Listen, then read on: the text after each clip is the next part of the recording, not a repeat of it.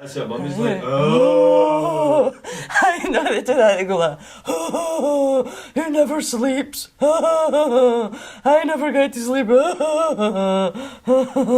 Yeah, that's what mummies do.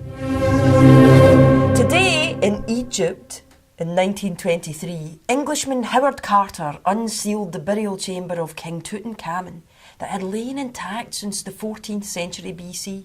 And you know what? It nearly didn't happen, no. After years of searching in the Valley of the Kings and coming up with nothing much, Carter had to persuade his patron, Lord Carnarvon, to finance just one last season of digging, and bada bing. That just goes to show you, you search and it might seem hopeless, but eventually, if you keep trying, you will find your prince. Are you listening to me, Taylor Swift? Early morning, November 1922, a young boy from Carter's camp had been poking around in the sand with a stick, as you do. That's why you should always be careful when you're poking around with your stick, because you never know what you'll find. Anyway, what this boy discovered was the first step to Tutankhamun's tomb, and the dig began. Cut to 2 months later, and Carter is peering through the tiny hole he's made into the sealed doorway with a candle as his only source of light, and he recalled seeing the glint of gold everywhere.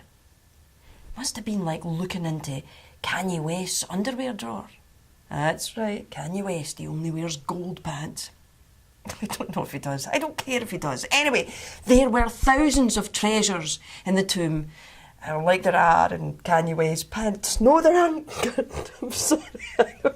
I'm thinking about jewels in Kanye West's pants at the same time as I'm thinking about Tutankhamen. What is going on? Anyway, calm yourself.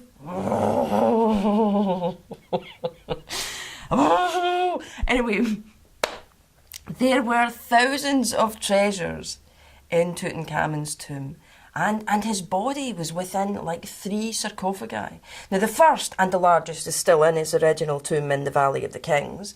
The second one is made of wood and covered with gold and semi-precious stones. And the third one is solid gold and weighs roughly about 245 pounds. 245 pounds, that's like the weight of a snack for Gerard Depardieu. Anyway, it wasn't until 1925 that Carter was finally able to open the last coffin encasing Tutankhamen, and he became the first person in more than 3,000 years to lay eyes on that ancient body.